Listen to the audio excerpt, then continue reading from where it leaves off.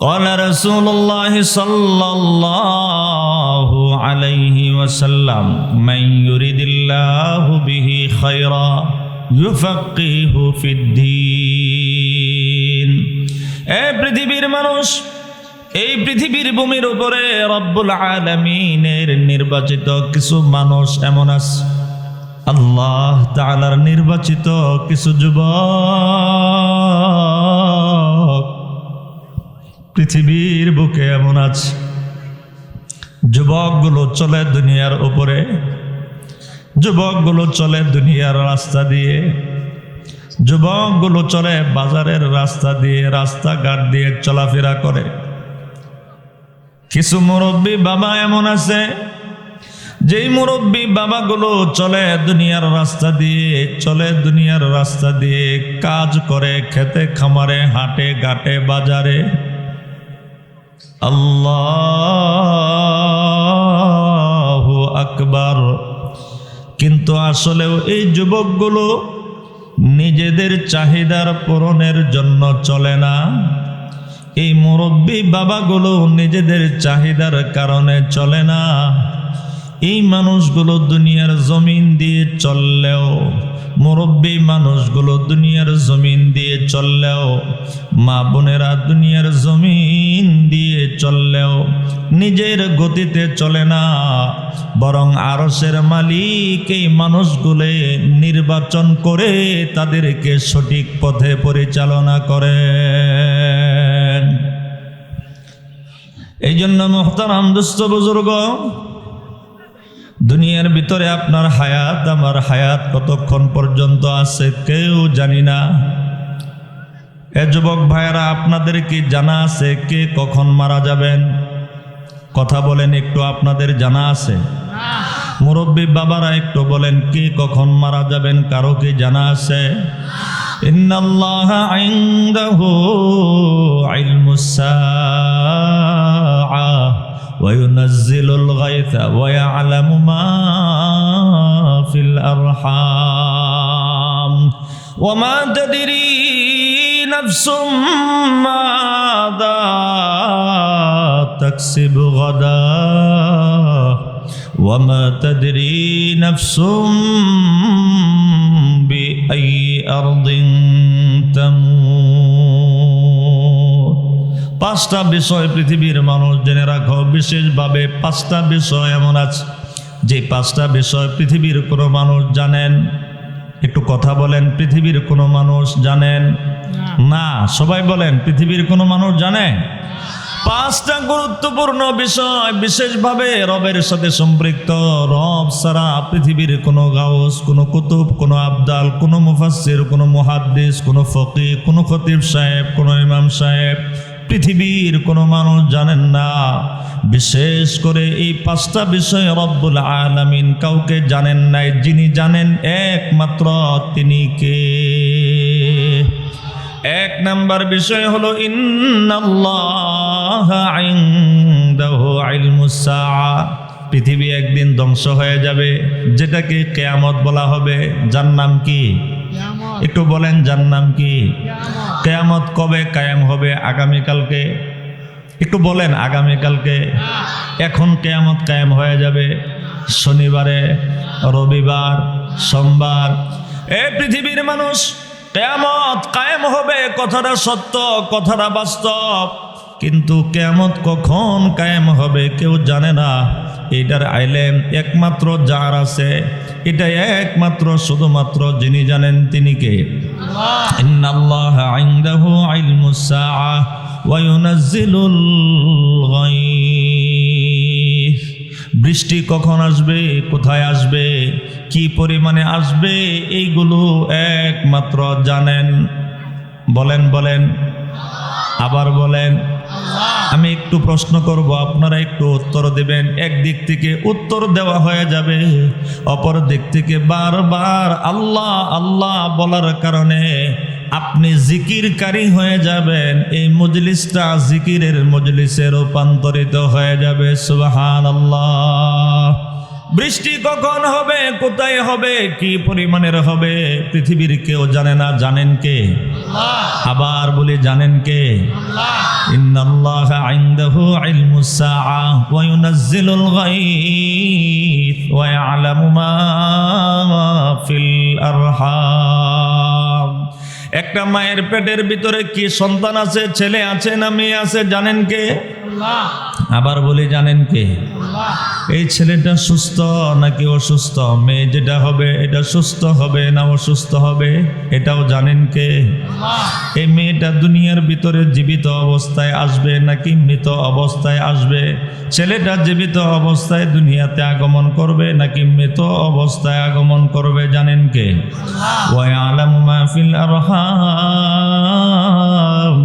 ওয়া মা তাদরি নাফসুম মাযা তাকসিবু গাদা। আগামীকালকে সকালবেলা কে কোথায় কি করব দোস্ত আপনি জানেন? না না না বলেন, আপনি জানেন? আমি জানি, আমার বাবারা জানেন, মুরব্বী বাবারা জানেন, যুবক ভাইয়েরা জানেন। না দোস্ত আপনার সাথে সম্পৃক্ত না, আপনি জানবেন। আমার সাথে সম্পৃক্ত নয়, আমি জানবো। এটা যিনি জানেন একমাত্র তিনি হলেন আল্লাহ। ইন্নাল্লাহা ইনদাহু ইলমুস সাআ ওয়া ইউনাজ্জিলুল গায়থ ওয়া ইয়ালামু মা ফিল আরহাম ওয়া মা তাদরি নাফসুম মাযা তাকসিবু গাদা ওয়া মা তাদরি নাফসুম বিআইয়ি আরদিন তামুত। যুবক ভাই, যুবতী বোনেরা, আমার মুরব্বী বাবাজিরা, আমার পর্দার আড়ালের মা বোনেরা, আমরা সবাই মারা যাব, মৃত্যুবরণ করব, কথাটা সবার বিশ্বাস আছে না নাই? আমরা সবাই একদিন মারা যাব, এই বিশ্বাস সবার আছে না নাই? কিন্তু কখন যে মারা যাব, মালাকুল মউত কার কাছে কখন চলে আসবে, মোবাইলের ভিতরে কারো কাছে মেসেজ দিয়ে আসবে। একটু বলেন, মেসেজ দিয়ে আসবে। এই দুস্থ যুবক ভাইরা, মুরব্বী বাবাজিরা, আজকে এই জায়গায় মাত্র 2-3 ঘন্টা সময়ের জন্য মাহফিল শুনতে আমরা আসছি। এই জায়গায় আসার আগে আমরা এখানে 3 ঘন্টা 4 ঘন্টা 5 ঘন্টা সময় অবস্থান করব। গায়ের ভিতরে যেন আজকের কনকনে শীতের আবহাওয়া যেন না লাগে, এই জন্য শীতের তীব্রতা থেকে বাঁচার জন্য আমাদের গায়ে কাপড় আছে না নাই? একটু কথা বলেন, আছে না নাই? কেন কেন কেন? আমি সতর্ক, যদি ঠান্ডা লাগে, শীত করবে, আমার ঠান্ডা লেগে যাবে। এই জন্য দোস্ত, আপনি শীতের কাপড় নিয়ে আসছেন, আমিও শীতের কাপড় নিয়ে আসছি, আমার মুরব্বী বাবারাও শীতের কাপড় নিয়ে আসছেন, একটা প্রস্তুতি নিয়ে আসছি। কিন্তু মরণ তো এই দুনিয়ার 3 ঘন্টা 4 ঘন্টা 5 ঘন্টা সময়ের জন্য নয়। যেই মানুষটা পৃথিবী থেকে একবার মরণের স্বাদ গ্রহণ করবে, ওই ব্যক্তি আজীবনের জন্য আর কোনো দিন পৃথিবীর বুকে আসার কোনো সুযোগ। একটু কথা বলেন বাবারা, আছে? তাহলে মুহতারাম দুস্থ বুজুর্গ, ওই মৃত্যুর জন্য আপনার আমার আগের থেকে প্রস্তুতি নেওয়ার দরকার আছে না নাই? আল কাইসু মান দানা নাফসাহু ওয়া আমিলা লিমা বাদাল মাউত আও কামা ক্বালা রাসূলুল্লাহ সাল্লাল্লাহু আলাইহি ওয়াসাল্লাম। বিশ্বনবী বলেন, জ্ঞানী মানুষ তো ওই মানুষ, জ্ঞানী ব্যক্তি ওই ব্যক্তি, বুদ্ধিমান ব্যক্তি ওই বুদ্ধিমান ব্যক্তি, যেই ব্যক্তি আল কাইসু মান দানা নাফসাহু ওয়া আমিলা লিমা বাদাল মাউত, যে ব্যক্তি নিজের জীবনের হিসাব কিতাব নিজেই করতে পারে, নিজের জীবনের ভালো মন্দ, নিজের জীবনের সব কিছু আগের থেকেই ফিকির করে, ভালো মন্দ চিন্তা করে, মৃত্যুর পরবর্তী জীবনের জন্য আমল করে, এই মানুষগুলোই হলো দুনিয়ার ভিতরে বুদ্ধিমান জাতি। আওয়াজ দিয়া বলেন সুবহানাল্লাহ। আমরা কি দুনিয়ার ভিতরে বুদ্ধিমান জাতি হতে চাই কি চাই না? একটু বলেন যুবক ভাইরা, বলেন আমরা বুদ্ধিমান জাতি হতে চাই কি চাই না? তাহলে যুবক ভাইরা, আমার পর্দার আড়ালের মা ও বোনেরা, বুদ্ধিমান হওয়ার জন্য আগের থেকে আমাদেরকে মৃত্যুর ব্যাপারে ভাবনার তৈরি করার দরকার আছে না নাই? মৃত্যু তো চলে আসবে, এক সেকেন্ডও কারো আগেও হবে না, এক সেকেন্ডও কারো পরেও হবে না। লাই ইউআখিরাল্লাহু নাফসান ইযা জাআ আজালুহা। যুবক ভাইরা হয়তো বা প্রশ্ন করবেন, হুজুর আমার মৃত্যুর জন্য কি একটু সময় আগে করা হবে নি, একটু সময় পরে করা হবে নি? রব আপনার আমার সোয়ালে মুকাদ্দারের জবাব দিয়ে 1450 বছর আগে কোরআনে কারীমের মাধ্যমে জানিয়ে দিয়েছেন, কারো মরণের নির্ধারিত সময়ের এক মুহূর্ত আগেও হবে না, এক মুহূর্ত পরেও হবে না। আওয়াজ দিয়ে বলেন আল্লাহু আকবার। এখন আমি প্রশ্ন করতে পারি, মৃত্যু নির্দিষ্ট সময়ের ভিতরে, নির্ধারিত সময়ের ভিতরে আপনার দুয়ারে চলে আসবে, আমার দুয়ারে চলে আসবে। এখন প্রশ্ন হলো, হুজুর আমি মৃত্যু থেকে বাঁচার জন্য যদি আমি একটি বিশেষ রাজপ্রাসাদের ভিতরে অথবা শক্ত দেয়ালের দ্বারা তৈরি করা প্রাচীরের ভিতরে যদি আমি অবস্থান করি, সেখানেও কি আমি মৃত্যুর হাত থেকে রক্ষা করতে পারবো নি? আমার নিজের জীবনকে বাঁচাতে পারবো নি? রব তাও জানিয়ে দিয়েছেন, আইনামা তাকুনু ইউদরিকুমুল মাউত ওয়ালাউ কুনতুম ফি বুরুজিম মুশাইয়াদা। এ আমার বান্দা বান্দিরা শোনো, পৃথিবীর যে কোনো প্রান্তেই তোমরা থাকো না কেন, পৃথিবীর যে কোনো জায়গায় তোমাদের অবস্থান তোমরা সুনিশ্চিত ব্যবস্থাপনা কায়েম তোমরা করো না কেন, ইউদরিকুমুল মাউত, মৃত্যু তোমাদেরকে সেখানেই পেয়ে যাবে, মৃত্যু তোমাদেরকে সেখানেই হাতছানি দিয়ে স্পর্শ করবে। ওয়ালাউ কুনতুম ফি বুরুজিম মুশাইয়াদা, যদিও তোমরা শক্ত কোনো প্রাচীরের ভিতরে, নিশ্ছিদ্র দেয়ালের দ্বারা তৈরি করা কোনো শক্তিশালী প্রাচীরের ভিতরেও থাকো, সেখানেও মৃত্যুর হাত থেকে রক্ষা পাওয়ার কোনো সুযোগ পৃথিবীর কোনো মানুষের নাই। কথা বলেন ঠিক কিনা? তাহলে যে মৃত্যুটা আপনার জন্য নিশ্চিত, আমার জন্য নিশ্চিত, মা বোনদের জন্য নিশ্চিত, তাহলে এই মৃত্যুটা কেমন হবে, ভালো হবে না মন্দ হবে? আপনারও জানা নাই, আমারও জানা নাই। তবে আমরা সবাই চাই আপনার আমার মরণটা যেন ভালো হালতে হয়, ঈমানের উপরে হয়, আর এই মৃত্যুর মাধ্যমে যেন আমরা সবাই আমাদের মালিক আল্লাহর সাথে সাক্ষাৎ করতে পারি। কথা বলেন ঠিক কিনা? আজকে যদি দুনিয়ার ভিতরে হায়াতের ভিতরে আছে, রব দান করেছেন হায়াত, এখনো পর্যন্ত ইচ্ছা ভালো কিছু করতে পারলে করতে পারি, ইচ্ছাটাকে যদি অন্যায় কোনো কাজের মধ্যে যদি ব্যয় করি, সেই ইচ্ছাটাকেও আমরা ব্যয় করতে পারি, ইচ্ছাটা করতে পারবো। তবে ভালো করে শুনে রাখুন, ভালো করে মনে রাখুন যুবক ভাইরা, আমি আপনাদের খেদমতে একটি আয়াতে কারিমা তিলাওয়াত করেছি। রব জানিয়ে দিয়েছেন, হাত্তা ইদা জাআ আহাদাহুমুল মাউত ক্বালা রাব্বিরজিউন। এ মানুষ শুনো, কিছু মানুষ, এই মানুষগুলো যখন মৃত্যু যখন তাদের কাছে চলে আসবে, তো এই সময় তাদের কিছু হুঁশ, তাদের কিছু অনুভূতি তাদের ভিতরে কাজ করবে, যুবকদের ভিতরে অনুভূতি কাজ করবে, যুবতীদের ভিতরে অনুভূতি কাজ করবে, মুরব্বীদের ভিতরে অনুভূতি কাজ করবে। কি অনুভূতি কাজ করবে?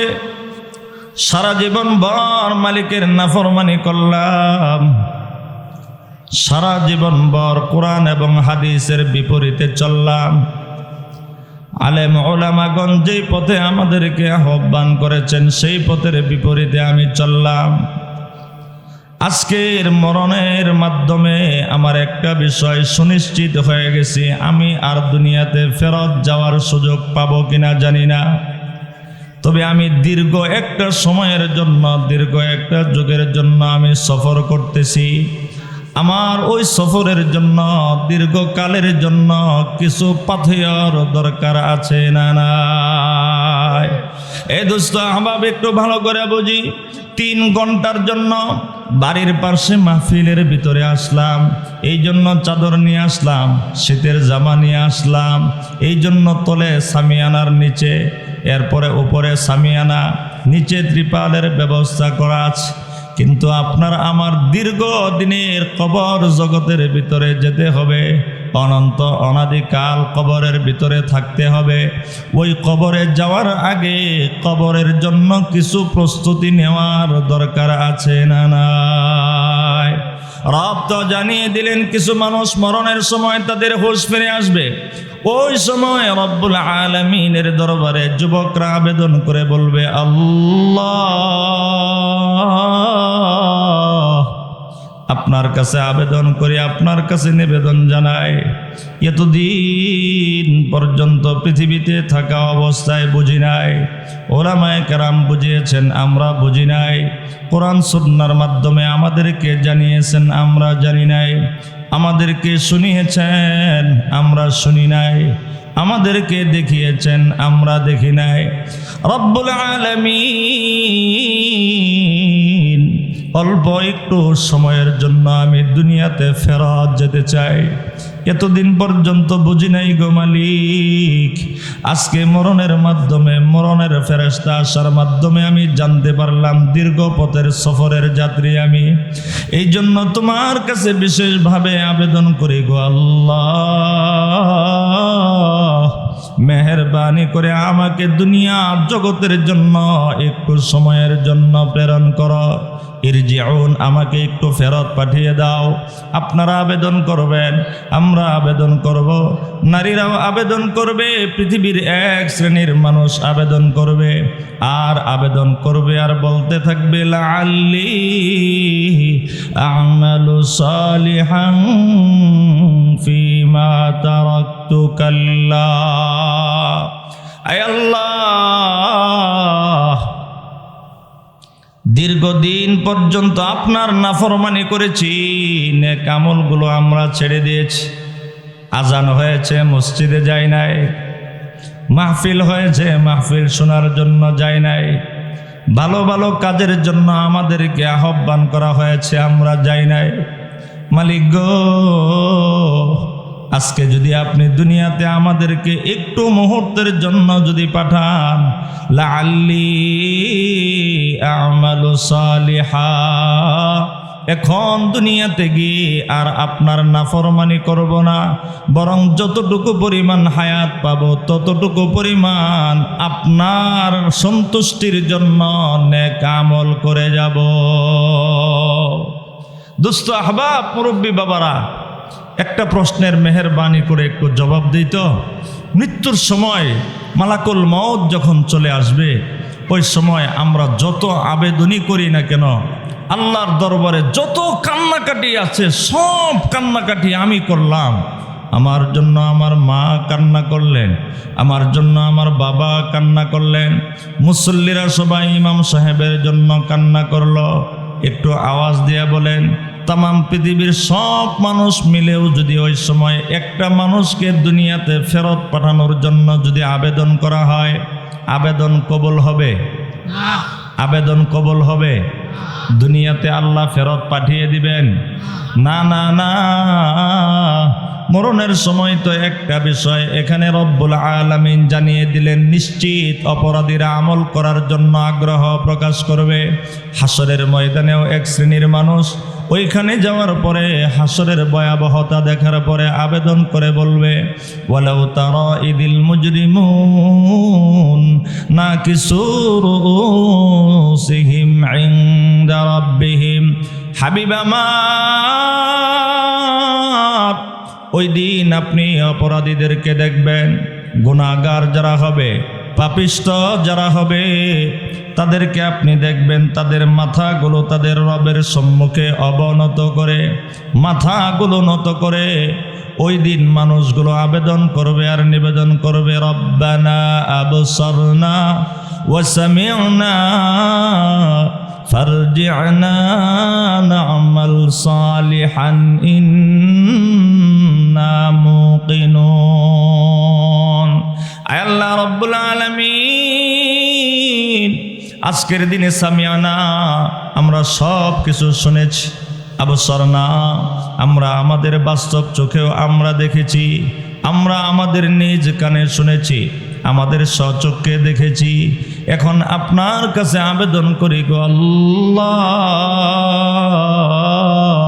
ফারজি'না, আপনি আমাদেরকে দুনিয়াতে একটু ফেরত পাঠান। কি করবি না ফরমান, দুনিয়ার ভিতরে যদি আবার ফেরত পাঠানো হয়, হায়াত যদি দেওয়া হয়, এমন প্রশ্নের জবাবের আগেই আমরা উত্তর দিয়া বলি না আমাল সালিহা। ওগো রব্বুল আলামিন, এতদিন পর্যন্ত দুনিয়ার ভিতরে তোমার নাফরমানি করেছি, শরীয়তের নাফরমানি করেছি, কোরআন এবং সুন্নাহর বিধানের বিপরীতে আমি চলেছি, আর চলব না গো আল্লাহ। এখন দুনিয়াতে যাওয়ার পর না আমাল সালিহান, আমরা নেক আমল করব, ইন্না মুকিনুন, এখন আমাদের ইয়াকিন হয়ে গেছে, বিশ্বাস হয়ে গেছে। এবার আপনাদের কাছে কোরআন শরীফের আয়াতের পরে প্রশ্ন করি, হাসরের ময়দানে কেউ যদি এমন আবেদন করে, ওই লোকগুলোকে আবার দুনিয়াতে ফেরত পাঠানো হবে? একটু বলেন, ফেরত পাঠানো হবে? মৃত্যুর সময় আবেদন করলেও আবেদন কবুল হবে না, এক মুহূর্তের জন্য দুনিয়াতে পাঠানোর কোনো সুযোগ নাই। হাসরের ময়দানে আবেদন করলেও কোনো সুযোগ নাই। কিন্তু যুবক ভাই, আমার মুরব্বী বাবাজিরা, এখন সময় আছে। ওই সময় আসার আগেই যদি আমি আর আপনি একটু ফিকির করি, একটু ভাবি, আপনার কবর জগৎ কেমন হবে, আমার কবর জগৎ কেমন হবে, হাসরের ময়দানের ভয়াবহতা কেমন হবে, জীবনের প্রতিটি কর্মের হিসাব মালিকের সামনে দেওয়া লাগবে। ওই হিসাব, ওই ভয় যদি আপনার আমার ভিতরে যদি থাকে, আর এখন থেকে অতীতের গুনাহগুলোর জন্য তওবা করে নতুন উদ্যমে যদি কাজ শুরু করে দেই, এমন হতে পারে যুবক ভাইরা, এই তওবা করার পরেও যদি কোনো একজন মানুষ আজকে রজনীতে যদি মারা যায়, রব হয়তোবা ওই লোকটাকে বিনা হিসাবে জান্নাতের মালিক বানিয়ে দিবেন। সুবহানাল্লাহ। দুনিয়ার ভিতরে আমাদের নেক আমলের প্রতি আগ্রহ কম, মসজিদের ভিতরে মুসল্লি পাওয়া যায় না, মাহফিলগুলোর ভিতরে লোকজন পাওয়া যায় না। এটার পেছনে কারণ কি? দোকানপাটগুলোতে লোকের অভাব নাই, মার্কেটগুলোর ভিতরে লোকজনের অভাব নাই। আজানের সময় মসজিদে যে পরিমাণ না লোক থাকে, তার চেয়ে এক একটা চাষতলের ভিতরে লোক কম থাকে না বেশি থাকে? আবার বলেন, কম থাকে না বেশি থাকে? কেন? ওইগুলোর ভিতরে আমি আর আপনি থেকে অট্টহাসিতে লিপ্ত, সেখানে আমরা সুখ পাই, শান্তি পাই। অথচ শান্তির জায়গা মসজিদ, শান্তির জায়গা মাহফিল, শান্তির জায়গা মাদ্রাসা, এখানে আসলে আমাদের কেমন জানি অস্থিরতা অনুভব হয়। গুনাহের আড্ডাখানায় গেলে সেখানে আমাদের কেমন জানি মনের আরাম পাওয়া যায়। ব্যাপারটি এমন মনে হয় না? একটু কথা বলেন, ব্যাপারটি এমন মনে হয় না? এটা মনে হওয়ার পিছনে একটা কারণ আছে। কারণ কি? মানুষ তার মৃত্যুর পরবর্তী জীবন সম্পর্কে গাফেল এবং অমনোযোগী হয়ে যাওয়া, কবর, হাসর, নসর, ফুলসিরাত, জান্নাত, জাহান্নাম সম্পর্কে মানুষ অজ্ঞ হয়ে যাওয়া, অচেতন হয়ে যাওয়া, এটা মানুষের দুনিয়ার নেক আমলের প্রতি উদাসীনতার অন্যতম বড় একটি কারণ। কথা বলেন ঠিক কিনা? হযরতে আবু সাঈদ খুদরি রাদিয়াল্লাহু তাআলা আনহু থেকে বর্ণিত, তিনি বলেন, একবার আমরা আল্লাহর রাসূল সাল্লাল্লাহু আলাইহি ওয়াসাল্লামের সাথে কোনো এক জানাজার নামাজের জন্য বের হয়ে গেলাম।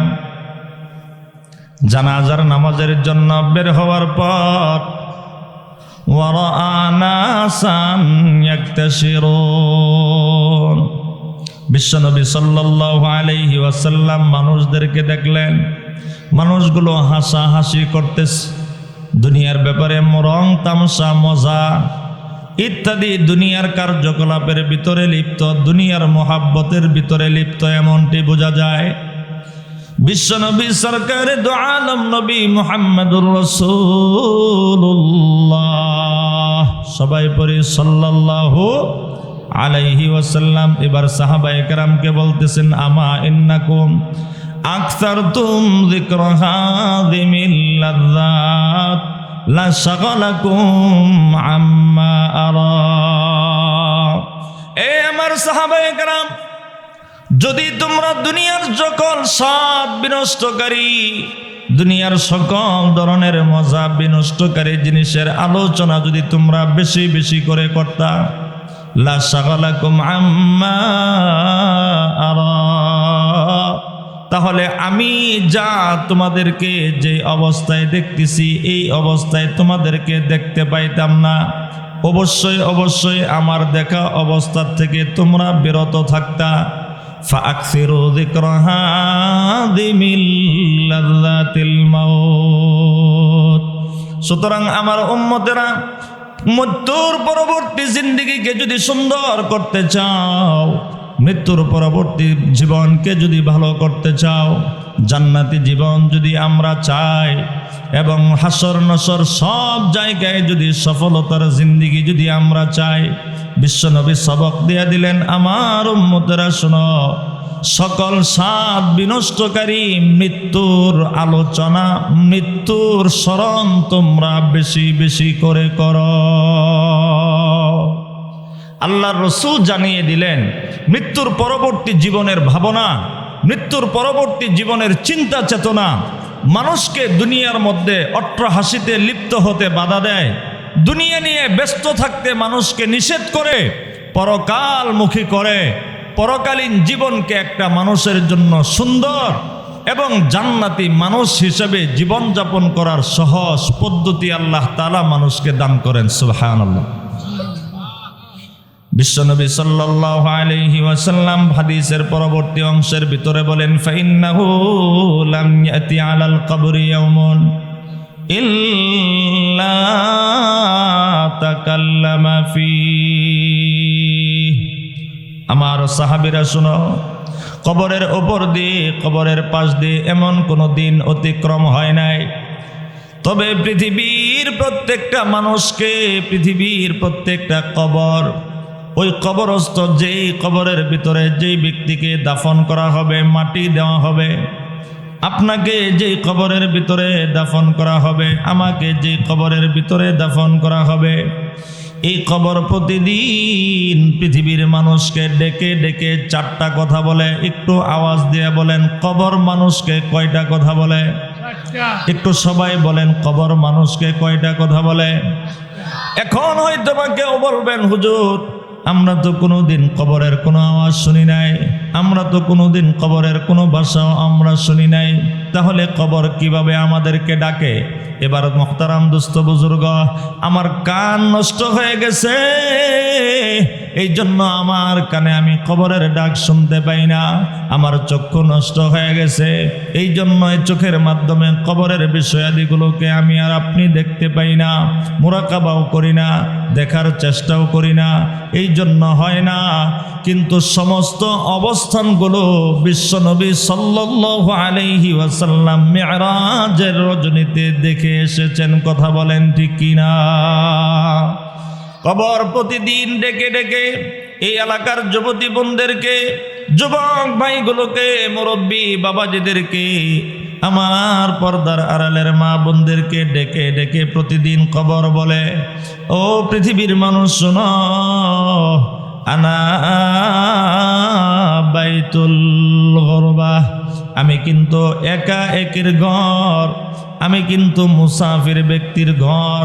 মুসাফির ব্যক্তি যখন সফর করে একা একই থাকে, ওই ব্যক্তির সাথে দ্বিতীয় কোনো মানুষ থাকে? একটু কথা বলেন, মুসাফিরের সাথে দ্বিতীয় কোনো মানুষ থাকে? দুনিয়ার ভিতরে যদি পৃথিবীর কোথাও আরাম করতে হয়, কোনো সরাইখানার ভিতরে গিয়ে যদি নিজের একটু বিশ্রাম নিতে হয়, সেখানে মুসাফির ব্যক্তি একা একা থাকে।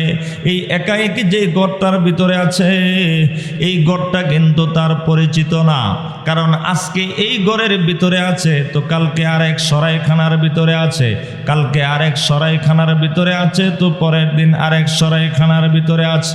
এমন অবস্থায় কবর ডাক দিয়ে বলে আনা বাইতুল গুরবা, আমি হইলাম মুসাফিরের ঘর, আমি কিন্তু অপরিচিত ঘর।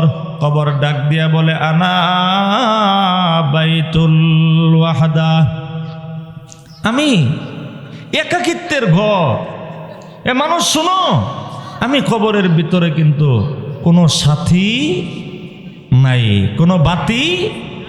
আমার আপনার দাদা দুনিয়া ছেড়ে কবরে চলে গেছেন, আমার আপনার দাদার কবরে কি দ্বিতীয় কোনো মানুষ একই সাথে কবরস্থ করা হয়েছে? কাউকে দাফন করা হয়েছে? এই জন্য কবর ডাক দিয়া বলে আনা বাইতুল ওয়াহদা, আমি কিন্তু একাকিত্বের ঘর। আগে বলল আমি কিন্তু অপরিচিত ঘর, এবার কবর বলে আমি কিন্তু একাকিত্বের ঘর। কবর ডাক দিয়া কয় আনা বাইতুত তুরাব, আমি কিন্তু মাটির ঘর। আনা বাইতুদ দুদ, আমি কিন্তু পোকামাকড়ের ঘর, আমি কিন্তু সাপ বিচ্ছুর ঘর। এবার এই যে কবর আপনাকে ডাক দিল, আপনাকে ডাক দিয়ে চারটা কথা বলল, আমাকে ডাক দিল চারটা কথা বলল, মা বোনদেরকেও ডাক দিয়ে তাদের কবর চারটা কথা বলল। এবার এই কবর সব কিছু আপনাকে জানিয়ে দিল, আমাকে জানিয়ে দিল। এবার বিশ্বনবী সাল্লাল্লাহু আলাইহি ওয়াসাল্লাম বলেন ইদা দুফিনাল আবদুল মুমিন, ওই কবরের ভিতরে যখন একজন মানুষকে, একজন ইমানদারকে যখন দাফন করা হয়, ফায়াকুলু লাহুল কবর মারহাবান ওয়া আহলা।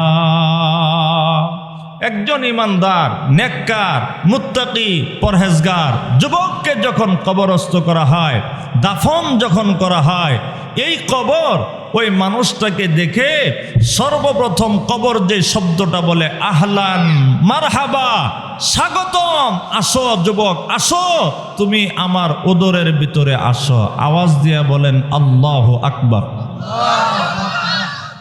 আমা ইন কুনতা লা হাব্বা মান ইয়ামশি আলা যহরি ইলাই।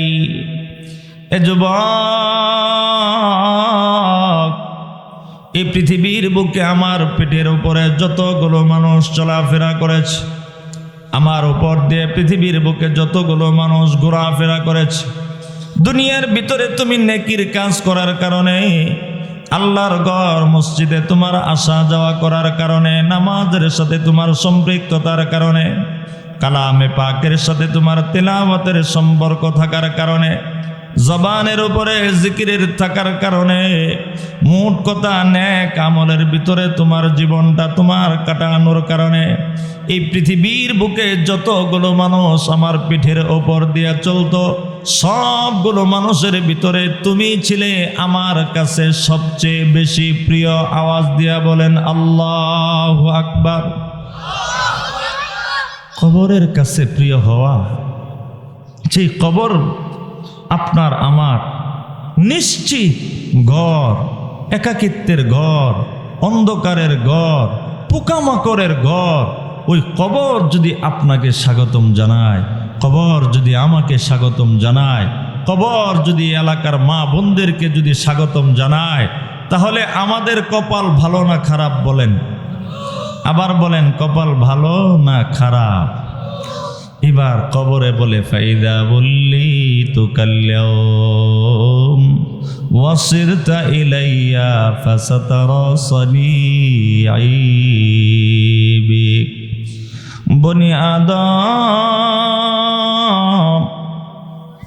আজকে যখন তোমাকে আমি কবরের ভিতরে প্রেরণ করা হলো, আমার কবরকে যখন তোমার কাছে যখন অর্পণ করে দেওয়া হলো, ওয়াসিরতা ইলাইয়া, আর তুমি আমার কবরের ভিতরে তুমি চলে আসলা। দুনিয়ার কোনো আত্মীয় স্বজন তোমার সাথে আসে নাই, তুমি একা একই আমি অন্ধকার কবরের ভিতরে, পোকা মাকড় নামক কবরের ভিতরে তুমি যখন একা একইভাবে চলে আসছো, তোমার চিন্তার কোনো কারণ নাই, তোমার আশঙ্কার কোনো কারণ নাই, ফাসাতারা সানিঈ বিকা, অল্প কিছুক্ষণের মধ্যেই তুমি জানতে পারবে আমি কবর তোমার সাথে কি উত্তম ধরনের আচরণ করি। বলি সুবহানাল্লাহ।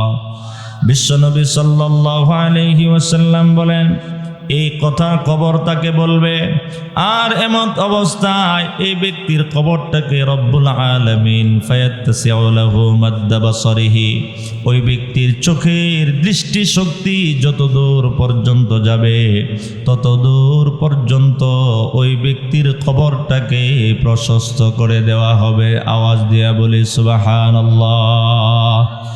এমন মরণ তো ওই মানুষগুলোর নসিব হবে, আপনার নসিব হবে, আমার নসিব হবে। যদি আজকে আপনি আমি ওই মৃত্যুর কথা ভাবি, কবরের কথা ভাবি, তাহলে এমন মরণ আপনার নসিব হবে, আমার নসিব হবে, মা বোনদের নসিব হবে।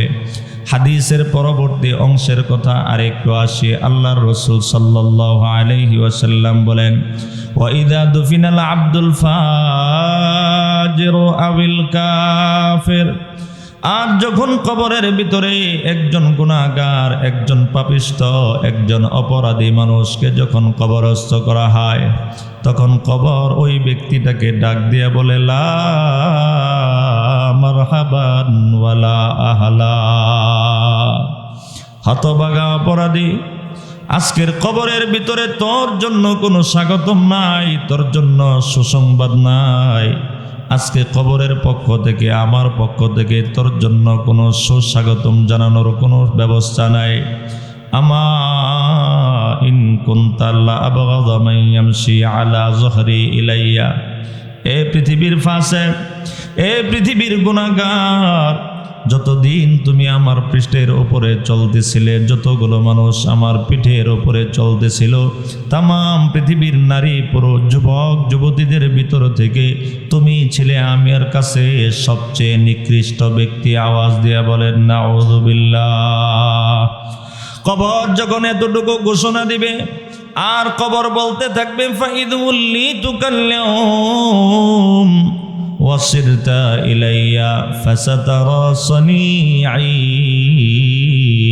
বিক, অপরাধীরে আজকে তোর কে আছে?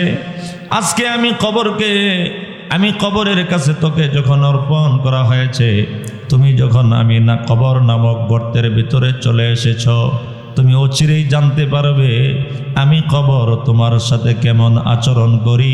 অর্থাৎ এই ব্যক্তিটার সাথে কবরের আচরণ হবে খুবই ভয়াবহ। আওয়াজ দিয়ে বলি নাউযুবিল্লাহ। বিশ্বনবী সাল্লাল্লাহু আলাইহি ওয়াসাল্লাম, অনেক লম্বা চড়া হাদিস, আমি মুখতাসার করে করে বলছি।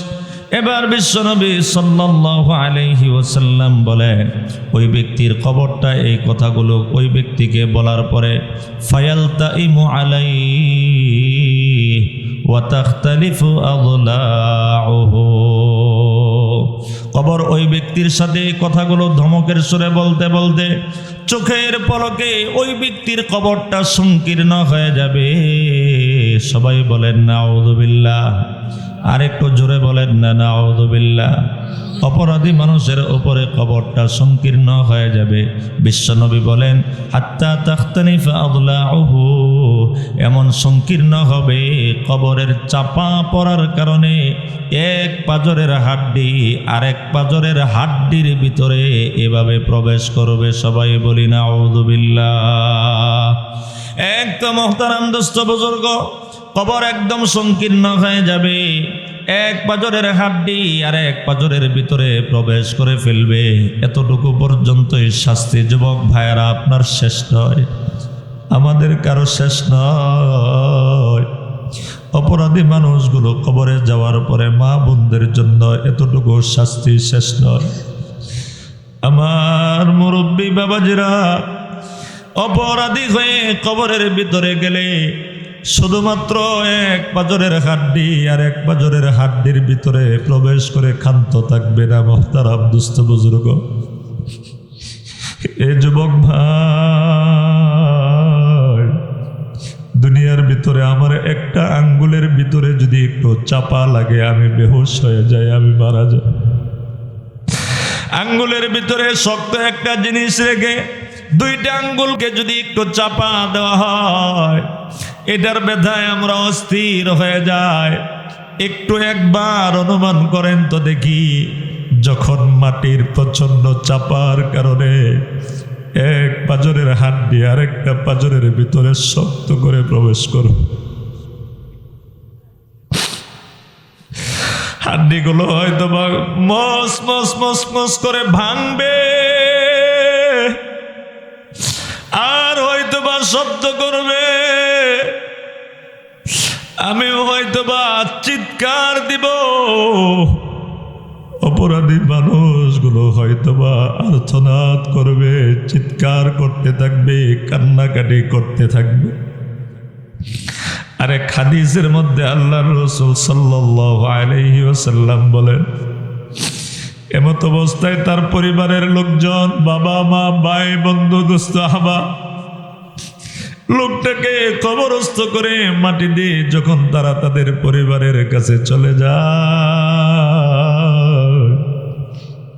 হাত্তা ইয়াসমা খাফানিকা নিআলিহি, ওই মানুষগুলো যাওয়ার সময় জুতার ভিতরে পায়ে হাঁটতেছে, এই যে হাঁটার আওয়াজটা হয় মাইয়েত কবরের ভিতর থেকে, সেই আওয়াজটা মাইয়েত শুনে ঠিক, কিন্তু অনেক সময় মাইয়েতরা এত জোরে চিৎকার করে আর্তনাদ করে, ওই মাইয়েতের চিৎকার আর আর্তনাদ দুনিয়ার মানুষ এবং জিন জাতি ছাড়া অন্য অন্য প্রাণীরা শুনে, মানব জাতি আর জিন জাতি শুনতে পারে না।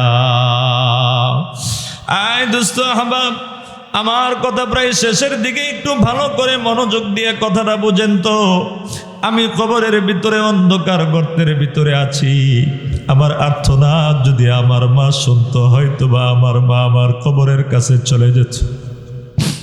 কিন্তু কিয়ামত পর্যন্ত আমি আর আপনি যদি কান্নাকাটি করি, ওই কবর থেকে কান্নাকাটির আওয়াজ আমার মায়ের কান পর্যন্ত কিয়ামত পর্যন্ত পৌঁছবে না।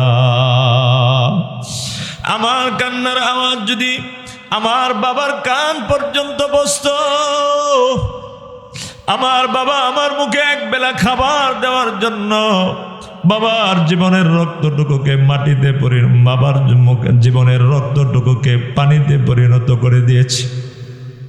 রৌদ্রকে রৌদ্র বলে নাই, বৃষ্টিকে বৃষ্টি বলে নাই, কিন্তু যখন একজন অপরাধী মানুষের হাড্ডি, বাম পাঁজরের হাড্ডি ডান পাঁজরের হাড্ডির ভিতরে যখন প্রবেশ করবে, চিৎকার ছাড়া তো কেউ থাকবে না। কিন্তু ওই চিৎকারের আওয়াজ কবরের উপরে আপনার আমার পিতা থাকার পরেও তারাও কিন্তু ওই অপরাধী মানুষের আওয়াজগুলো শুনতে পাবে না। বিশ্বনবী সাল্লাল্লাহু আলাইহি ওয়াসাল্লাম হাদিসের পরবর্তী অংশের ভিতরে আরো বলেন, ইউকাইয়িদুল্লাহু সাবঈনা তিন্নিনা, ওই অপরাধী মানুষগুলোকে কবরস্থ করার পর ওই মানুষগুলোর 1 নাম্বার শাস্তি হলো কবর সংকীর্ণ হয়ে যাবে, এক পাঁজরের হাড্ডি আর এক পাঁজরের হাড্ডির ভিতরে প্রবেশ করে ফেলবে। নবী সাল্লাল্লাহু আলাইহি ওয়াসাল্লাম বলেন,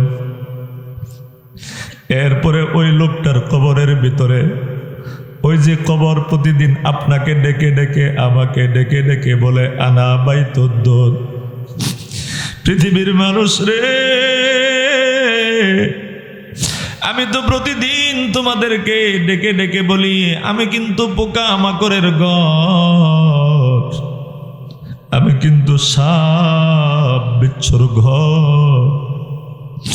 এবার নবীজি বলেন, ওই অপরাধী মানুষ অথবা কাফের ব্যক্তির কবরের ভিতরে 70টা তিন্নির 70টা বিষধর সাপকে নিয়োগ দেওয়া হবে। বলেন নাউযুবিল্লাহ। দুনিয়ার ভিতরে যদি আমার চোখের সামনে একটা সাপ আমাকে দংশন করার প্রয়োজন নাই, আমার সামনে দিয়ে যখন দৌড়ান দিবে, আপনার সামনে দিয়ে যখন আসবে, দোস্ত আপনারা কেউ থাকবেন না, আমিও থাকবো না, অথচ দুনিয়ার একটা বিষাক্ত সাপ সর্বোচ্চ যদি আমাকে কামড় দেয়, আমি হয়তো বা একবার মারা যাব, তার চেয়ে বেশি কিছু হব না। কিন্তু বিশ্বনবী বলে কবরের ভিতরে এমন 70টা সাপ নিযুক্ত করা হবে, লাউ আন্না তিন্নি লাউ আন্না ওয়াহিদাম মিনহা নাফাখা ফিল আরদ।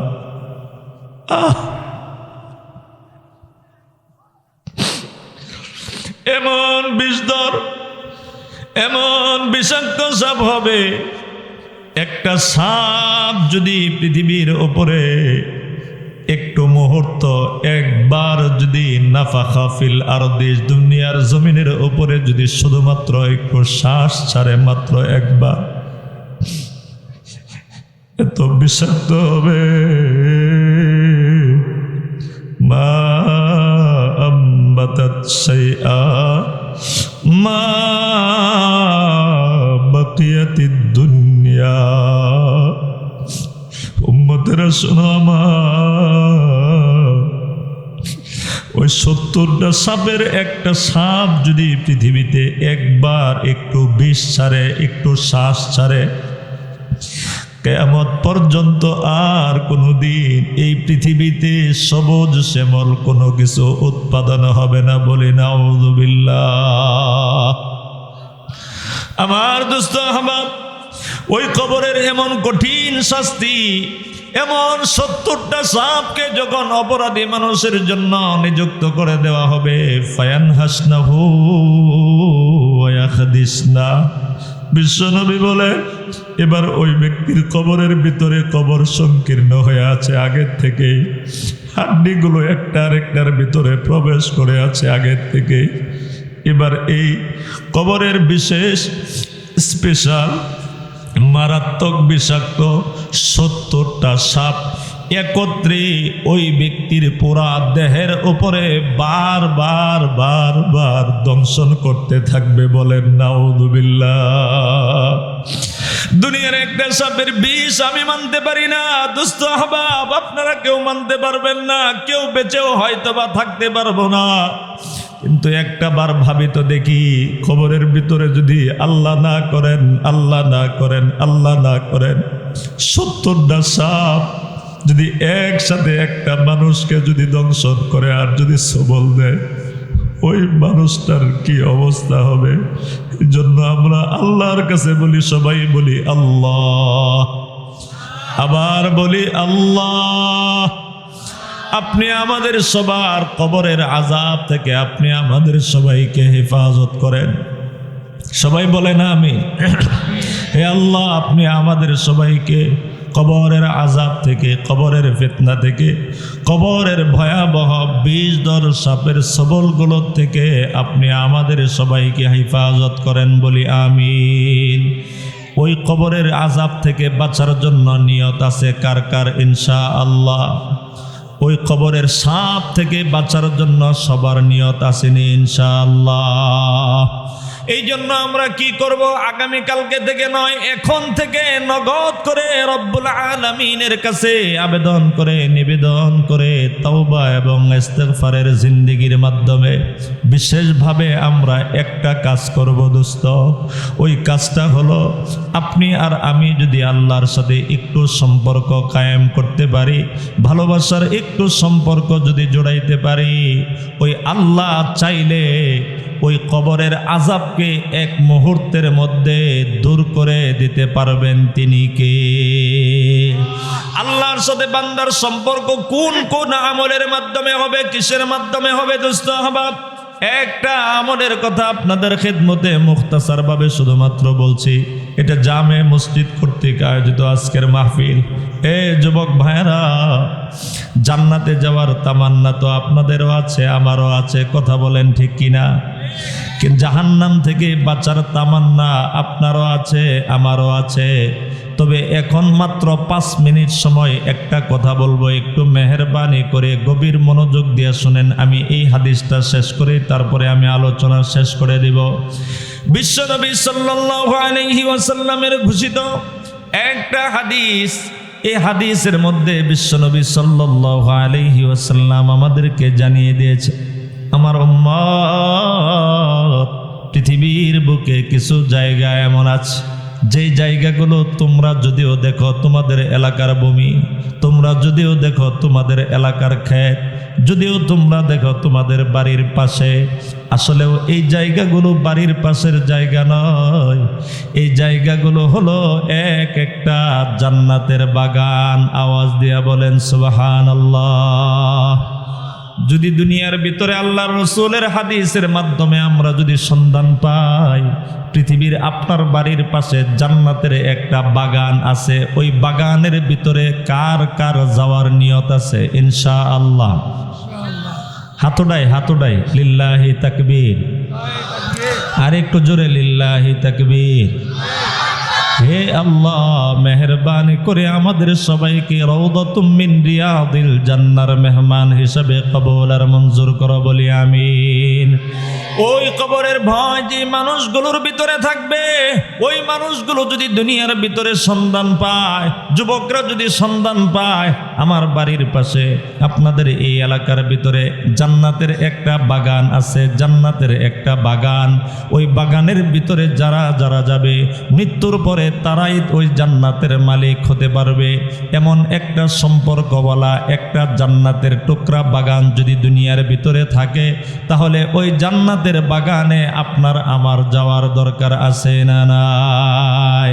দুনিয়ার ভিতরে একজন যুবক তার যৌবনকালে সব কিছুকে বিসর্জন দিয়ে শুধুমাত্র মালিকের সান্নিধ্য, শুধুমাত্র মালিকের মোহাব্বত, মালিকের ভালোবাসার সম্পর্ক কায়েম করার জন্য যখন মালিকের কুদরতি পায়, একটু সাজদা দেওয়ার জন্য যখন কোনো জায়গায় দাঁড়িয়ে যায়, একবার মালিকের পায়ে সাজদা দেওয়ার জন্য যখন একবার মসজিদে চলে আসে, এই যুবক শুধুমাত্র মসজিদেই আসে নাই, এই যুবক চলে এসেছে দুনিয়ার জিন্দিগির ভিতরে জান্নাতের বাগানের ভিতরে। আওয়াজ দিয়া বলি সুবহানাল্লাহ। এই জন্য আমরা কে কে জান্নাতের বাগানের সন্ধান যদি পাই, সেই বাগানের মেহমান কে কে হতে চাই ইনশাআল্লাহ? আল্লাহ রাসূল সাল্লাল্লাহু আলাইহি ওয়াসাল্লাম সাহাবায়ে কেরামকে নিয়ে মজমার ভিতরে বসা।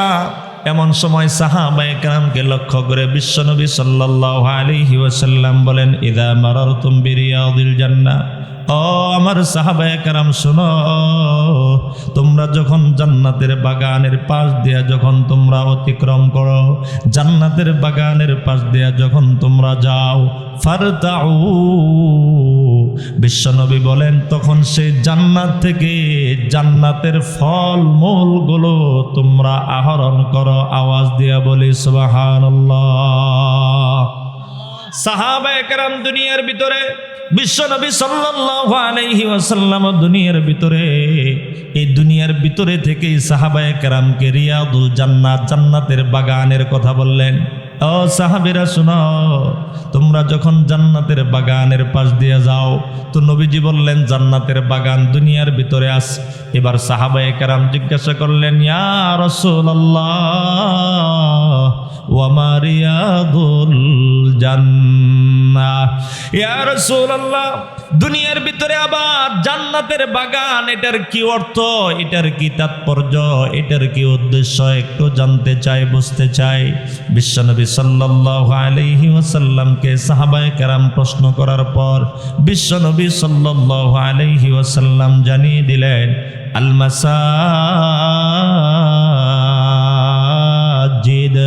পৃথিবীর ভিতরে আল্লাহর কুদরতি পায়ে সাজদা দেওয়ার জন্য বিভিন্ন মহল্লার ভিতরে যতগুলো মাসাজিদ, যতগুলো মসজিদ আছে, ও সাহাবীরা শুনো, এক একটা মসজিদ হলো জান্নাতের এক একটা বাগান। এক একটা মসজিদ বলেন কিসের বাগান? একটু কষ্ট করে যুবক ভাইয়েরা বলেন, এক একটা মসজিদ কিসের বাগান? যুবক ভাই, আপনি কেমন জান্নাত চান, আমি কেমন জান্নাত চাই, প্রমাণ তো হয়ে যায়। মসজিদের মিনার থেকে বারবার দৈনন্দিন 5 বার মালিকের পক্ষ থেকে মুয়াজ্জিনে ডাক দিয়ে বলে, হাইয়া আলাস সালাহ, হাইয়া আলাল ফালাহ। যুবক তুমি আর গুনাহের দিকে যাও না, আর তোমার নিজের ধ্বংসের দিকে তুমি আর একটি মুহূর্ত অগ্রসর হয় না। নামাজ না পড়ার মাধ্যমে তোমার পরকালকে আর তুমি বরবাদ করে দিও না, নষ্ট করে দিও না।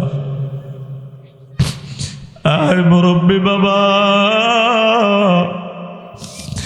কবরে চলে যাওয়ার সময় তো প্রত্যেকের কাছাকাছি কখন জানি কার মরণ চলে আসে জানা নাই।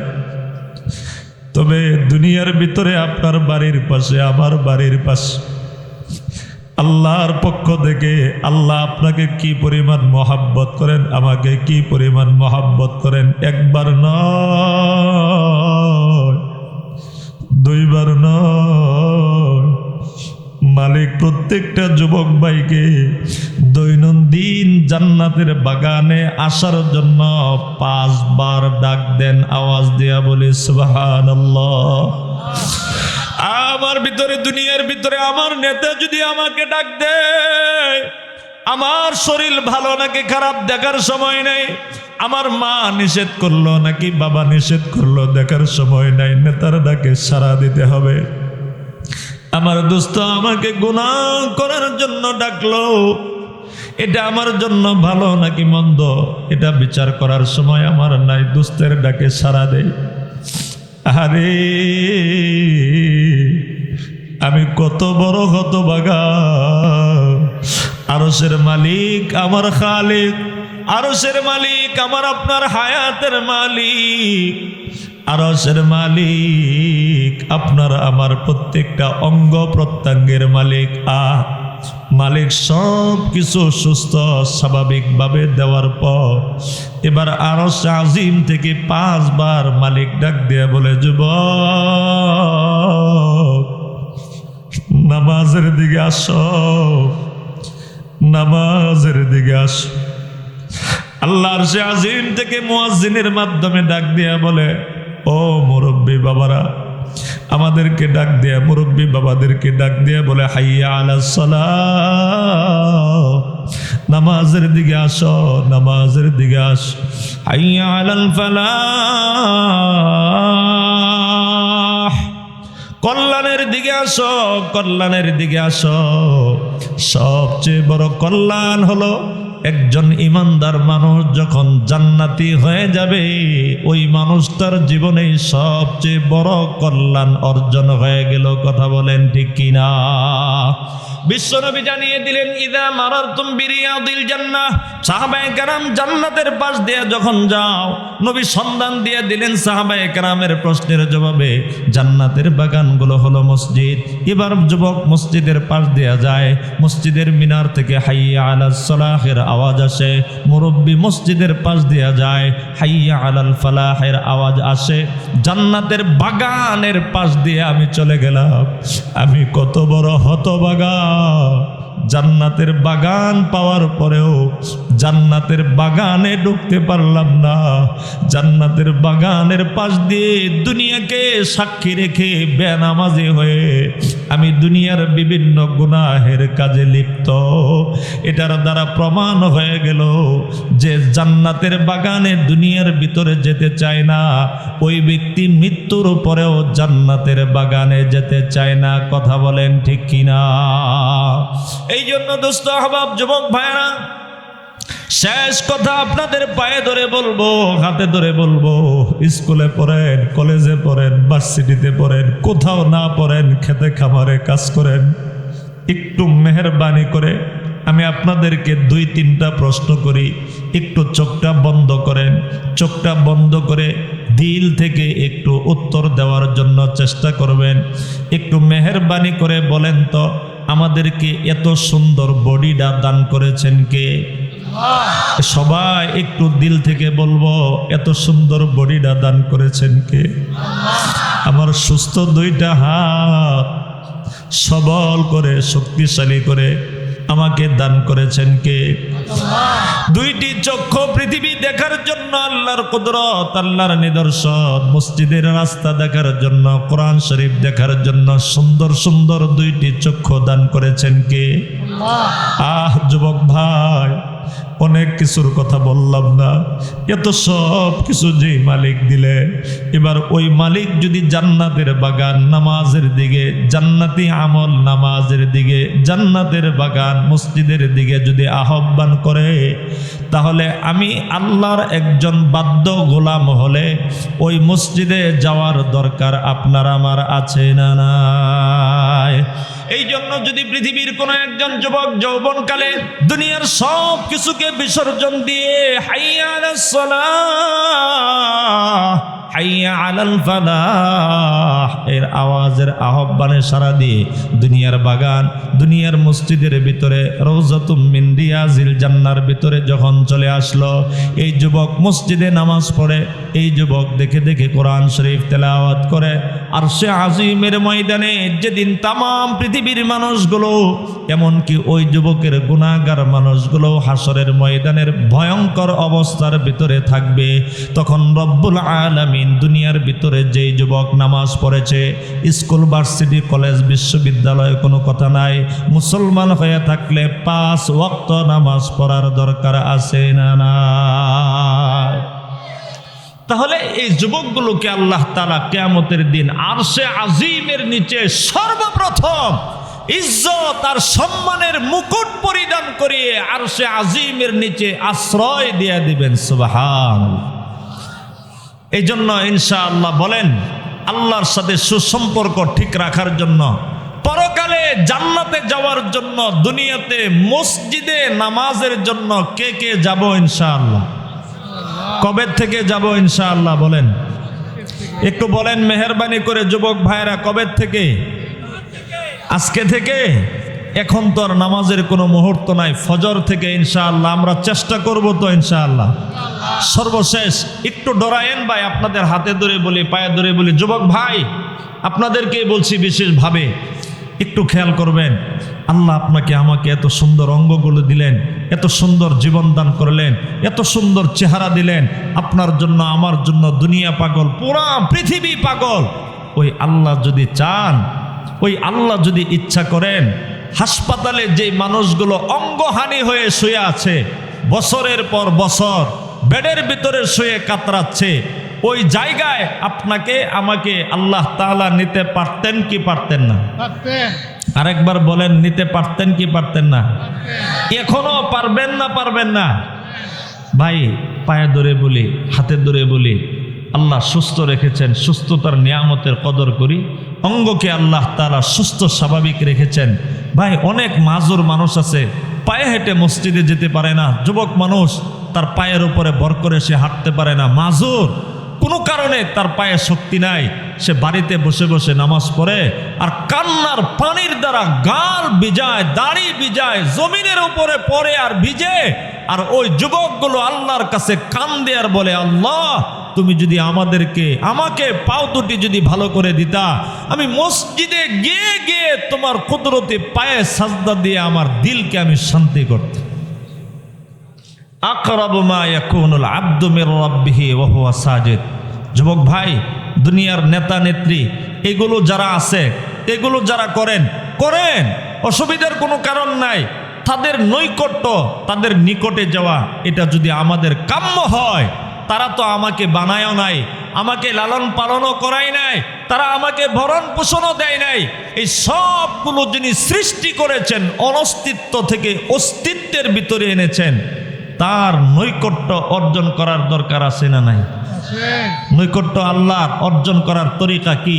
আল্লাহ রসুল বলেন, একজন যুবক যখন যৌবন কালে সাজদার ভিতরে যখন পড়ে যায়, সাজদায় যখন লুটিয়ে পড়ে, তখন ওই যুবক এবং তার রব আল্লাহর মধ্যে সবচেয়ে নিকটবর্তী হওয়ার সময় হলো সাজদার সময়।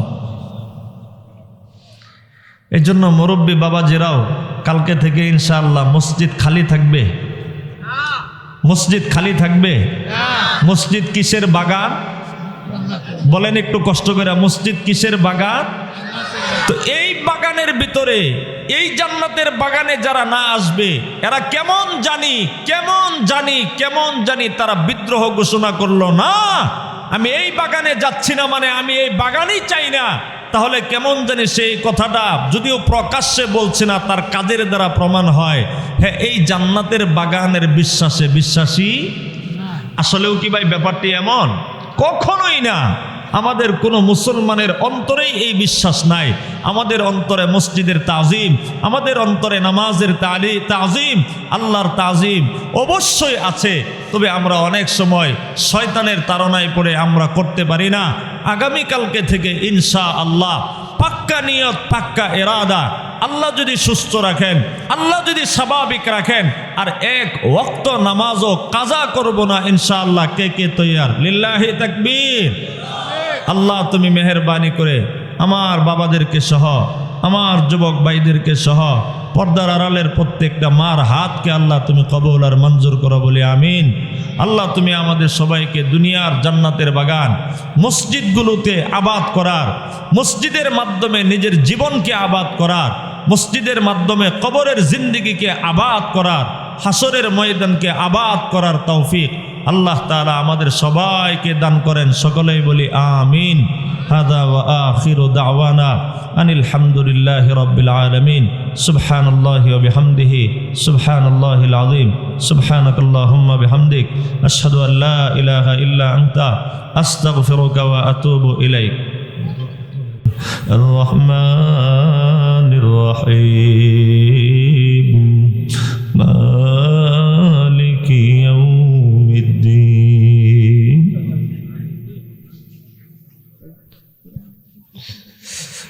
ইয়্যাকা না'বুদু ওয়া ইয়্যাকা নাস্তাঈন। ইহদিনাস সিরাতাল মুস্তাকিম। সিরাতাল লাযীনা আন'আমতা আলাইহিম গায়রিল মাগদূবি আলাইহিম ওয়ালাদ-দাল্লিন। والصلاة والسلام على سيد الأنبياء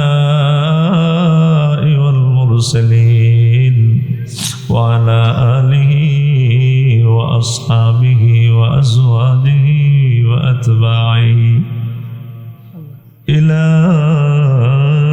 يوم الدين. ربنا ظلمنا أنفسنا وإن لم تغفر لنا وترحمنا لنكونن من الخاسرين. ربنا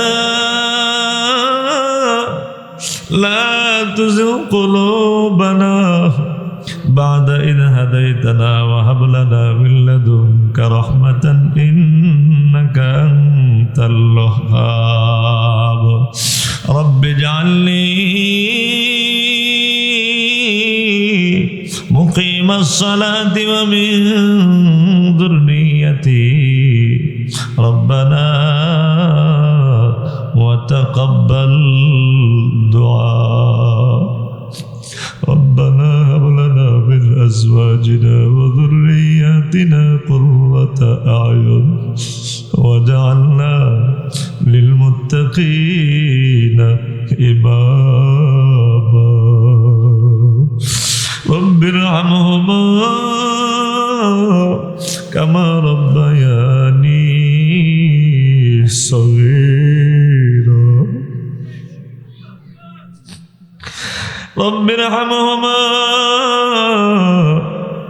كما ربياني صغيرا. يا حي يا قيوم لا إله إلا أنت برحمتك نستغيث.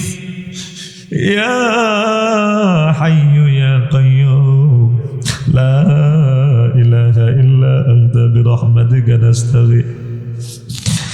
يا حي يا قيوم لا إله إلا أنت برحمتك نستغيث.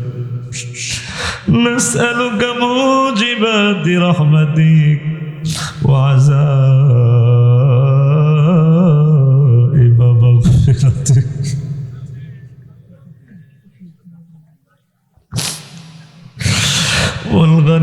من كل بر والسلامة من كل إثم والفوز بالجنة والنجاة من النار اللهم إنا نسألك الجنة ونعوذ بك من النار اللهم إنا نسألك الجنة ونعوذ بك من النار اللهم إنا نسألك الجنة ونعوذ بك من النار يا الله মেহেরবানি করে আমাদের জিন্দেগির জানা অজানা ইচ্ছা অনিচ্ছা যত প্রকারের গুনাহ আমরা করেছি আয় রব্বুল করিম ইয়া রব্ব কাবা ইয়া রব্ব ইব্রাহিম ওয়া ইয়া রব্বাল আম্বিয়া ইয়া রব্বানা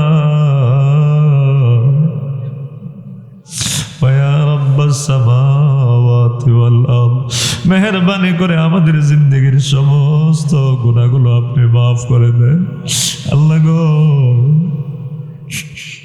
আমরা গুনাহগার আমাদের জীবনে কোনো নেক আমল নাই শুধু আছে গুনাহ আর গুনাহ গুনাহ আর গুনাহ আল্লাহ ফিকির করলে দুই চোখের সামনে গুনাহ ছাড়া আর কিছু বের হয় না সাহস হয় না গো মাওলা জীবনের গুনাহ এত বেশি কেমনে করে তোমার দরবারে ক্ষমা চাই কিন্তু মাওলা তুমি না বলেছ কাতাবা রাব্বুকুম আলা নাফসির রাহমাহ তুমি তো বলেছ ক্বালা রাব্বুকুম উদউনি আস্তাজিব লাকুম মাওলা গো মেহেরবানি করে তোমার রহমত যেহেতু বেশি ইয়া আল্লাহ তোমার দয়া যেহেতু বেশি ইয়া আল্লাহ বড় কথা হলো আমাদের গুনাহ যত বড়ই হোক না কেন যত বেশি হোক না কেন আল্লাহ তোমার কুদরত তোমার ক্ষমতা তার চেয়ে কোটি কোটি কোটি গুণ বেশি গো আল্লাহ তোমার ওই দয়া দিয়া আমাদেরকে জিন্দেগির গুনাহগুলো থেকে পাক পবিত্র বানিয়ে দাও এ আল্লাহ আমাদের অন্তরের ভিতরে ময়লা পড়ে গেছে গুনাহের জংকার পড়ে গেছে আল্লাহ এই কারণে আমাদের লোক অন্তরের ভিতরে ভালো কোনো আমল ভালো লাগে না আল্লাহ জ্বরের রোগীর জ্বরের মুখে যেমন মিষ্টি জিনিস তিতা মনে হয় আমাদের অন্তর গুনাহের কালিমার কারণে রুচি নষ্ট হয়ে গেছে গো আল্লাহ যা ভালো লাগার তা ভালো লাগে না যা খারাপ লাগার তা খারাপ লাগে না আল্লাহ মেহেরবানি করে আমাদের জিন্দেগিকে আল্লাহ তুমি পবিত্র বানিয়ে দাও ইয়া আল্লাহ ইয়া আরহামার রাহিমিন যে দোয়া পড়ার কারণে তুমি ইউনূস আলাইহিস সালামকে আল্লাহ তুমি মাছের পেট থেকে মুক্তি দিয়েছিলা ওই দোয়া লা ইলাহা ইল্লা আনতা সুবহানাকা ইন্নী কুনতু মিনাজ জালিমিনের তুফাইলে আমাদের জীবনকে পাক পবিত্র বানিয়ে দাও আল্লাহ অনেক বাবা দাড়ি পাকা লোক মুরব্বী বাবারা প্রচন্ড শীতের ভিতরে রব তোমার সন্তুষ্টি অর্জনের জন্য বসা ইয়া আল্লাহ অনেকগুলো যুবক ভাই কর্তৃপক্ষ যুবক ভাইদেরকে কি দিবে আমরা কি দিব আল্লাহ আমাদের কাছে কোনো কিছু দেওয়ার মতো নাই কিন্তু তোমার দরবারে দেওয়ার মতো অভাব নাই আল্লাহ তুমি মেহেরবানি করে যুবক ভাইদেরকে সহ যুবতী বোনদেরকে সহ আল্লাহ তুমি দিনদারির পরিপূর্ণ সহিহ সমাজ আমাদের সবাইকে দান করো হেদায়েতে কামিলার জিন্দেগি আমাদের সবাইকে নসিব করো আল্লাহ যুবক ভাইয়েরা একটু আল্লাহকে মহাব্বত করে ডাক দিয়ে বলেন আল্লাহ মাকে বারবার ডাক দিলে মা অভিমান করে সন্তানের সাথে কথা বলে না সন্তান বারবার মার অভিমান ভাঙ্গার জন্য আম্মু আম্মু বলে যখন 2-3 বার ডাক দেয় আল্লাহ, তখন মা শুধু অভিমান ভাঙ্গে না,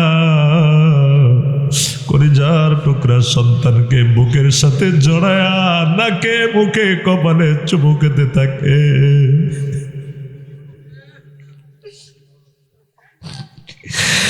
আল্লাহ, আমরা জানি আমরা গুনাহগার, কিন্তু মাওলা তোমাকে আমরা যেভাবে ডাকার ওইভাবে ডাকতে পারি না।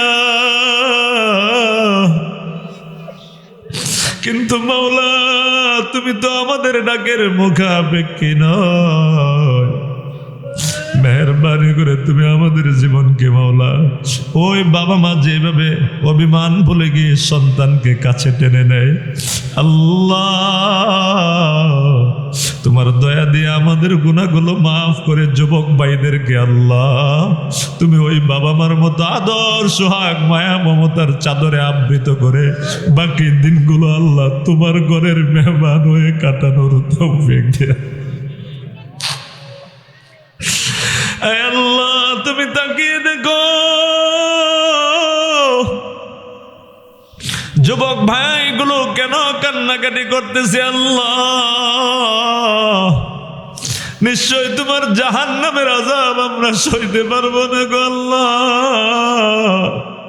তোমার আযাব গজবের কবরের জিন্দেগি আমরা সইতে পারবো না গো আল্লাহ। যুবক ভাইয়েরা সইতে পারবে না, বাবারা সইতে পারবে না, মারা সইতে পারবে না গো আল্লাহ। মেহেরবানি করে আল্লাহ তোমার আসমায়ে হুসনার তুফাইলে আমাদের সকলকে মামলা তোমার মাহবুব বান্দা হিসাবে কবুল আর মঞ্জুর করে নাও। ইয়া আল্লাহ যতদিন পর্যন্ত হায়াত দিয়ে রাখছো সুস্থতার নিয়ামত আল্লাহ তুমি আমাদের সবাইকে নসিব করে দাও, ইবাদত বন্দেগীর জিন্দেগি নসিব করে দাও, অন্তরের ভিতরে তোমার মহাব্বত তোমার ইশক ঢেলে দাও। ইয়া আল্লাহ মাসিয়াতের জুলুমাত থেকে আমাদের অন্তরকে পাক সাফ করে দাও। জানি না কার মা নাই, কার বাবা নাই, অথবা কোন বাবা নিজের হাতে সন্তানকে কবরস্থ করে আসছে আল্লাহ আমি জানি না, তুমি জানো মাওলা। আজকে যে বাবা মা গুলো দুনিয়াতে নাই তাদের সন্তানরা এখানে ভাঙ্গা হৃদয় নিয়ে বাবার কথা মনে করে, মা আত্মীয় স্বজনের কথা মনে করে কান্নাকাটি করতেছে গো আল্লাহ। আমরা সবাই আমাদের বাবা মার জন্য, আত্মীয় স্বজনদের জন্য, দাদা দাদিদের জন্য সুপারিশ করতেছি আল্লাহ, ক্ষমা প্রার্থনা করতেছি গো আল্লাহ। এমন প্রত্যেকটা আত্মীয় স্বজন মুমিন মুসলমানকে আল্লাহ তুমি কবরবাসী যারা হয়ে আছেন সবাইকে তুমি জান্নাতবাসী বানিয়ে দাও। আল্লাহ আজকে দুনিয়া থেকে তাদের আর কোনো কিছু পাওয়ার কোনো উপায় নাই মাওলা, তারা আমাদের দিকে তাকিয়ে থাকেন গো আল্লাহ। মেহেরবানি করে আল্লাহ তুমি তাদের সবাইকে মাফ করে জান্নাতুল ফিরদাউসের মেহমান বানিয়ে দাও।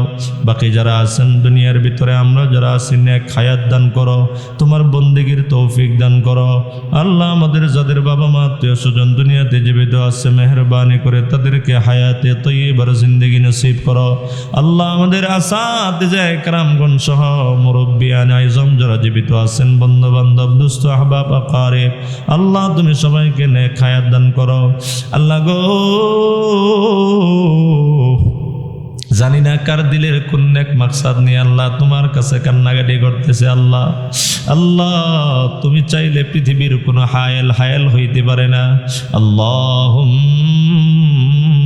লা মানিআ লিমা আতাইত ওয়ালা মানা'তা লিমা আতাইত।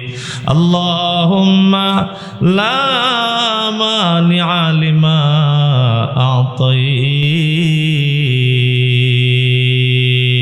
হে আল্লাহ তুমি যা দিতে চাও তা কেউ আটকে রাখতে পারে না, তুমি যা দাও না তা পৃথিবীর সব মানুষ মিলেও কেউ ওয়ালা মুতিয়া লিমা মানাত।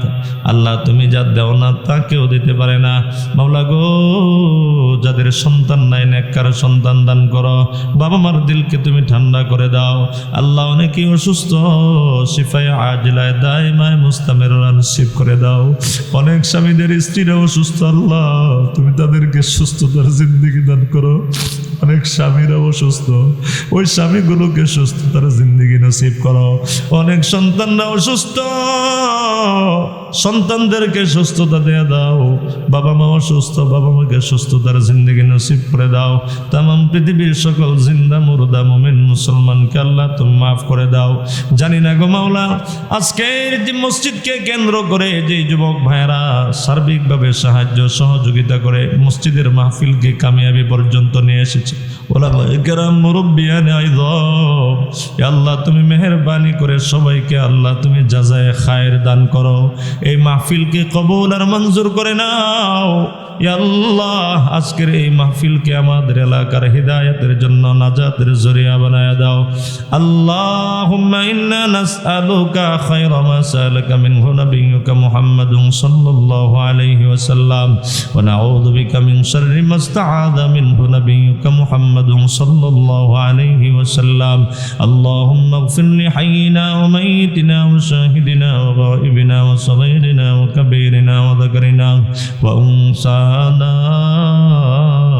اللهم من أحييته منا فأحيه على الإسلام ومن توفيته منا فأحيه على الإسلام। আল্লাহ তামাম পৃথিবীতে যেখানে মুমিন মুসলমানরা নির্যাতিত, আল্লাহ মেহেরবানি করে তোমার আসমায়ে হুসনার তুফাইলে আল্লাহ তুমি তাদেরকে হেফাজত ফরমাও।